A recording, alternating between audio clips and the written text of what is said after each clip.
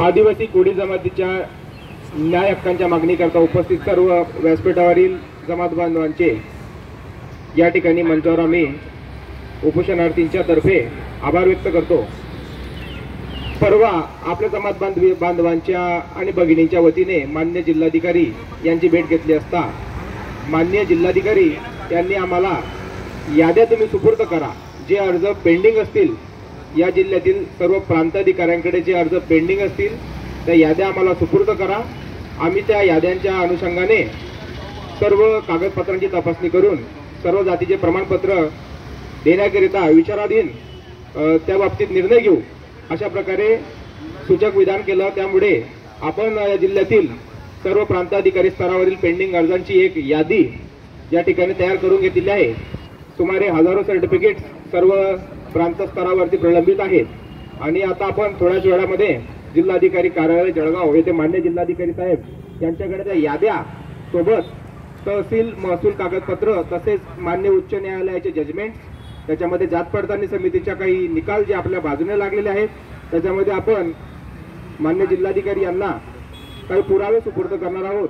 त्यामध्ये ज्या माधुरी पाटील यांच्या 1995 सालच्या मान्य सर्वोच्च न्यायालयाच्या केसच्या आधारे या महाराष्ट्र राज्यामध्ये कृपया सर प्लीज सर या राज्यामध्ये जे जातीचे प्रमाणपत्र देण्याचा कायदा माधुरी पाटील यांच्या केसच्या अन्वये लागू झालेला आहे, त्या केसमधील काही मार्गदर्शक तत्व यामध्ये प्रामुख्याने माधुरी पाटील यांच्या केसमध्ये उल्लेख केलेला आहे। School entries and the college certificates are the subject of enquiry and they do not bear any value and their social status is to be considered independently.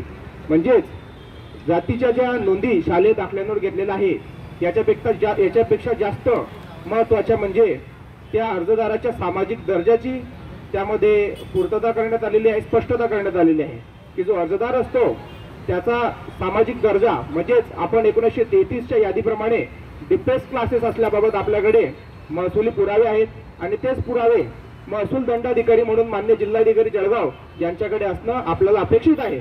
एवढे सर्व पुरावे असताना तहसील कार्यालयामध्ये आपल्याकडे ब्रिटिशकालीन कोडी इनाम मिळालेले इनाम वर्ग 6ब, नंतर भोगवटादार वर्ग 2, इनाम वर्ग 6ब म्हणजे या जमिनी आपल्याला हलके गाव कामगार असल्यामुळे प्रदान करण्यात आलेल्या आहेत। त्यानंतर त्या जमिनी भोगवटादार वर्ग 2 म्हणजे आदिवासी जमिनी ज्या जमिनींना हस्तांतर करण्यासाठी सक्षम अधिकाऱ्याची पूर्व परवानगी लागते, त्याशिवाय ती जमीन विक्री सुद्धा करता येत नाही, अशी भोगवटादार वर्ग 2 ची नोंद।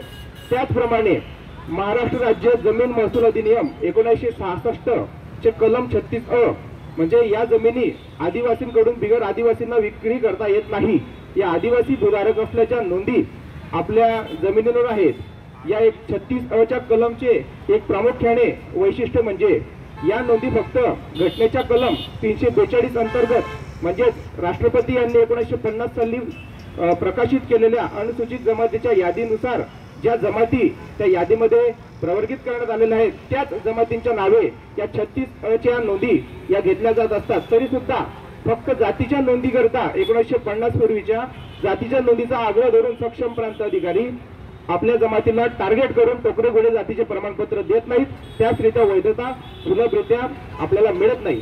पण आज हे सरकार सर्व समाज घटकांना न्याय देत असताना कुणबी समाजाच्या नोंदी या बारीकरित्या तपासण्यात येत आहेत, त्यामध्ये जेलच्या नोंदींपर्यंत सुद्धा तपासण्या सर्व सरकारच्या वतीने केल्या जात आहेत। मग आदिवासी कोळी जमातीच्या एवढ्या सर्व भक्कम ज्या कोर्टाने मान्य केलेल्या नोंदींच्या आधारे आपल्याला टोकरे घोडे जातीचं सर्टिफिकेट व्हॅलिडिटी द्यावं, या नोंदींना सरकार का लक्षात घेत नाही, प्रशासन का लक्षात घेत नाही, या बाबीचा आपल्याला आज मान्य जिल्हाधिकारी यांना विचारणा करायची आहे।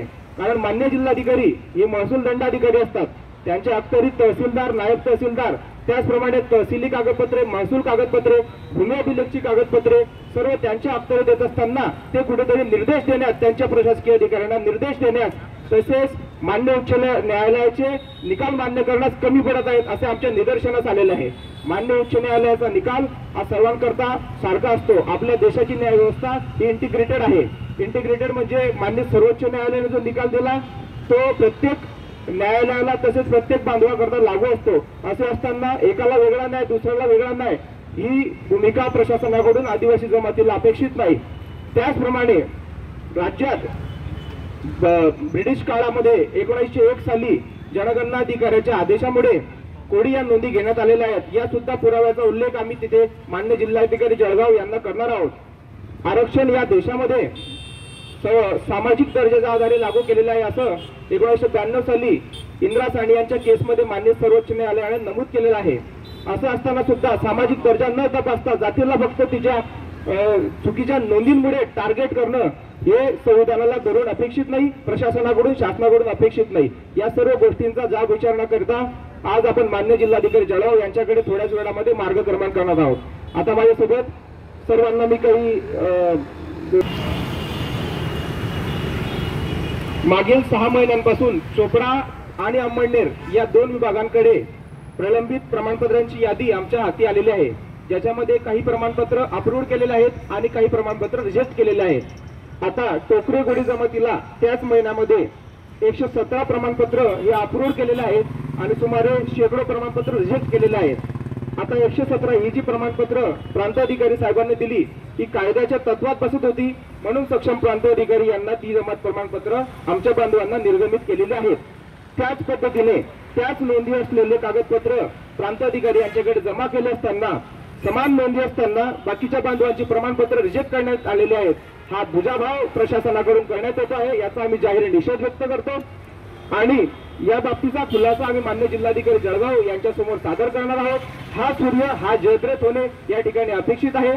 आमच्या जमाती बांधवांना जे पुरावे लक्षात घेऊन गृहीत धरून टोकरे गोडी जमातीचे प्रमाणपत्र दिलेले आहे, तेच प्रमाणपत्र आमच्या बाकीच्या उर्वरित जमात बांधवांनी जमा केले असून त्यांच्यासोबत हा दुजाभाव होणं आम्हाला प्रशासनाकडून अपेक्षित नाही।